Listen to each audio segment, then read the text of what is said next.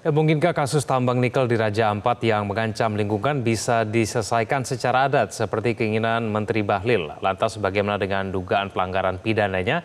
Kami akan membahasnya bersama dengan Kepala Kampanye Global Hutan Indonesia Greenpeace, Kiki Taufik, dan pakar hukum pidana Abdul Fikar Hajar. Pak Fikar, Pak Kiki, selamat malam. Selamat malam, Mas. Selamat malam, Mas Kevin. Ya, terima kasih atas waktunya. Saya ke Pak Kiki dulu ya. Pak Kiki, Menteri Lingkungan Hidup membuka peluang bahwa ada dugaan pelanggaran pidana dalam penerbitan izin IUP yang kemudian sudah dicabut oleh pemerintah juga. Nah, ini dari penelitian Greenpeace, apakah memang perusahaan nikel di Raja Ampat memang melakukan pelanggaran pidana, Pak Kiki? Baik, terima kasih. Ya, menurut kami dengan terbitnya izin di wilayah yang seharusnya dilindungi, baik berupa, karena ada beberapa hal ya yang ada di Raja Ampat. Yang pertama, wilayah tersebut adalah kawasan Global Geopark yang ditetapkan oleh UNESCO. Kemudian yang kedua, wilayah-wilayah tersebut juga adalah wilayah yang dinamakan sebagai kawasan konservasi perairan.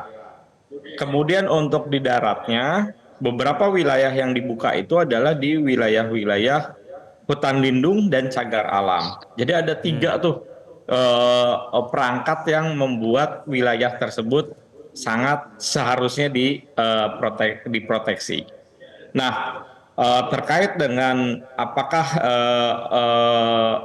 proses perizinannya itu cacat, ya karena ada pelanggaran. Pertama, tadi kalau dari sisi pelanggaran terkait dengan pulau-pulau kecil. Undang-Undang Nomor 1 Tahun 2014 menyatakan bahwa pulau-pulau yang kecil, pulau kecil itu satuannya definisi dalam undang-undang tersebut adalah lebih kecil atau sama dengan dari 2.000 km persegi atau 200.000 hektar. Pulau-pulau tersebut termasuk Pulau Gak itu di bawah itu. Bahkan Pulau Gak itu hanya 6.000 hektar. Artinya sangat-sangat kecil. Kategorinya sangat kecil. Sehingga sudah dipastikan karena Pulau Gak itu sangat kecil, seharusnya tidak ada izin di Pulau Gak. Termasuk di pulau-pulau yang lain. Termasuk misalnya Pulau Kawe yang hanya luasnya 4.561 hektar gitu. Itu satu. Jadi ada undang-undang yang ditabrak, undang-undang yang dilanggar yaitu undang-undang pesisir dan pulau-pulau kecil. Kemudian terkait dengan di daratnya ada beberapa di antara pulau-pulau tersebut adalah pulau-pulau yang memang statusnya adalah hutan lindung atau cagar alam. Itu pun juga ada undang-undang kehutanan yang dilanggar. Jadi sudah pasti kalau dibilang bahwa apakah mereka melanggar dan ada unsur pidana, bisa jadi ada gitu. Nah, perlu ditelusuri juga adalah seberapa besar mereka berkontribusi terhadap pendapatan asli daerah. Sampai saat ini tadi pagi kami dengar dari KPK bahwa pendapatan asli daerah atau PAD Kabupaten Raja Ampat itu sangat kecil sekali. Kontribusi dari tambang ini tidak nyata gitu. Nah, kemana uangnya? Nah, berarti kan ada proses, ada kemungkinan, ada dugaan dana-dana itu tidak jelas mengalir kemana.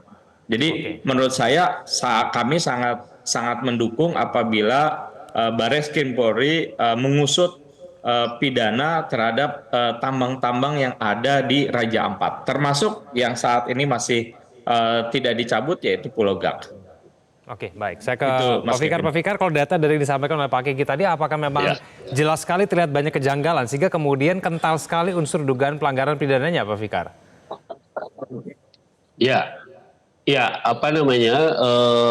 Kan gini, perusahaan yang diberi izin itu tidak semata-mata diizinkan untuk mengeksplorasi, tetapi juga diberi kewajiban untuk merestorasi gitu atau untuk mengembalikan baku mutu lingkungannya dikembalikan. Nah, itu ada kewajiban seperti itu. Jadi bersama izin ada kewajiban juga gitu. Nah, yang kemudian menjadi persoalan adalah kalau kegiatannya itu meskipun berizin gitu ya, kemudian merusak atau melewati baku mutu lingkungan, ya apakah itu baku mutu air, air laut dan seterusnya gitu. Artinya memang terjadi pencemaran. Nah itu yang kemudian jadi persoalan pidana kalau memang terjadi seperti itu. Nah karena itu baik perusahaan yang berizin, apalagi yang tidak berizin gitu ya, ketika dia melakukan eksplorasi yang kemudian mengakibatkan pencemaran atau mengakibatkan berubahnya baku mutu lingkungan hidup gitu ya, maka dia bisa dikategorikan sebagai pelaku pidana gitu. Artinya bisa memenuhi unsur untuk disebut sebagai bahwa perbuatannya itu secara sengaja, pasti sengaja ya, karena ada izinnya ya, pasti sengaja dan itu kemudian menimbulkan pencemaran. Nah, itulah tindak pidananya di situ, gitu. Ya, Ya, artinya ya. ada izin atau tidak ada, apalagi tidak ada izin, gitu ya, maka perbuatan yang mengakibatkan terjadinya pencemaran lingkungan, nah, itu bisa dikategorikan sebagai perbuatan pidana berdasarkan Undang-Undang Lingkungan Hidup. Begitu, Mas. Iya, baik. Pak Kiki melihat bentuk pelanggarannya seperti itu, bisa tidak kemudian sanksi pidana yang diberikan itu tidak hanya sekedar sanksi administratif?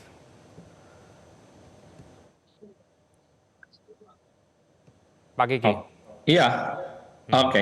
Iya, kalau ya tentu tadi pakar hukum Pak Fikar sudah sampaikan ya. Kalau menurut kami memang bukan hanya sanksi administratif, tapi sanksi pidana Pidana. pun juga sebenarnya bisa diterapkan di sini. Mhm, mhm. Baik. Kenapa kemudian wilayah sensitif seperti Raja Ampat ini kemudian bisa menerbitkan begitu banyak izin usaha pertambangan? Bagaimana Pak Kiki? Ya, jadi kalau dari hasil riset kami, ada beberapa izin tambang yang dikeluarkan oleh pemerintah pusat, tapi ada juga yang dikeluarkan oleh pemerintah daerah. Nah, ini yang memang perlu ditelusuri lebih lanjut lagi. Kenapa misalnya pemerintah daerah mengeluarkan izin tambang di wilayah-wilayah seperti ini? Nah, kami sebenarnya mendorong penegak hukum untuk tadi juga kami bicara dengan Pak Dirjen Gakum dari Kehutanan untuk coba melihat juga apa latar belakangnya, kenapa izin ini bisa keluar. Eh, Jangan sampai yang kami khawatirkan adalah ego sektoral yang saat ini diperlihatkan gitu ya. Jadi buat ESDM karena Raja Ampat ini menjadi wilayah cadangan nikel yang sangat bagus, mereka tidak melihat aspek yang lain gitu. Ya. Artinya di dalam pemerintahan sendiri tidak ada koordinasi antar satu instansi. Nah, ini Oke. yang mungkin juga perlu perlu Nah, diperbaiki dan perlu dicek Nah, lagi gitu ya. Pak Kiki, Greenpeace kan juga mengungkap sejumlah nama politikus dan pejabat ya di balik tambang nikel Raja Ampat ini. Nah ini apakah ada pengaruhnya juga dalam pengusutan kasus ini begitu? Betul. Jadi kenapa kami hari ini juga menyampaikan political exposed person ya di balik perusahaan-perusahaan ini. Kenapa kami sampaikan ini? Karena ini juga menjadi bagian dari pembuktian dan penyampaian kepada publik supaya publik paham kenapa di wilayah yang begitu kita lindungin, yang dilindungi dan terkenal di dunia sebagai destinasi wisata terbaik di Indonesia, kok bisa mendapatkan izin? Kalau kita lihat aliran political exposed person ya, di balik contohnya misalnya di perusahaan KW ya, PT KW Sejahtera Mining, kita bisa melihat bagaimana direktur umumnya itu adalah nama besar, mantan menteri, baik itu mantan menteri KKP maupun mantan menteri perhubungan, yang kemudian itu menyambung ke ada kaitannya dengan PT Agung Makmur, kemudian ke Oke. Agung Sedayu Group, dan kemudian di Ya. situ ada nama besar lagi mantan purnawiran TNI AL, dan Ya. itu semua masuk lagi ke salah satu taipan yang kita tahu namanya cukup terkenal pada saat ada kasus pagar laut, yaitu Aguan gitu. Nah, kenapa ini data-data yang kami dapatkan dari hasil riset kami berdasarkan data-data yang tersedia dari AHU. Dan ini dari sini kita bisa lihat bagaimana perusahaan-perusahaan yang ada di Raja Ampat itu ternyata di belakangnya ada banyak nama-nama besar.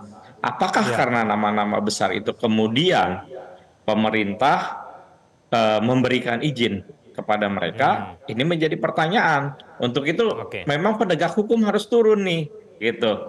Bareskrim harus turun. Aspek pidana perdata itu teman-teman yang punya keahlian hukum lebih tahu daripada kami. Di sini ada Pak Fikar yang jauh lebih paham soal itu. Beliau lebih paham. Kami hanya menyampaikan data. Apa yang kami riset, apa yang kami temukan, kami sampaikan. Oke, baik. Pak Fikar ada tanggapan mengenai nama-nama itu? Ini ke Singkat publik. saja, Pak Fikar. Mudah-mudahan ini menjadi trigger buat. Iya, yang disampaikan Pak Kiki sebenarnya itu sudah satu gambaran jelas ya. Ada pertanyaan besar sebenarnya, mengapa di satu wilayah yang sebenarnya itu merupakan destinasi wisata yang terbaik kok dikasih perizinan untuk dieksplorasi gitu. Nah itu yang menurut saya menjadi pertanyaan besarnya di situ gitu. Nah bisa jadi itu salah satu faktornya adalah ada nama-nama besar itu.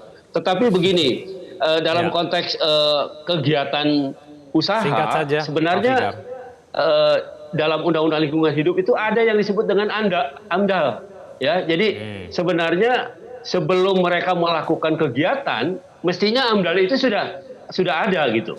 Sudah ada analisa mengenai dampak lingkungannya sudah diserahkan kepada negara gitu, kepada pemerintah. Udah ketahuan sejak awal begitu ya, melihat Pak Fikar ya. Nah, sejak awal gitu.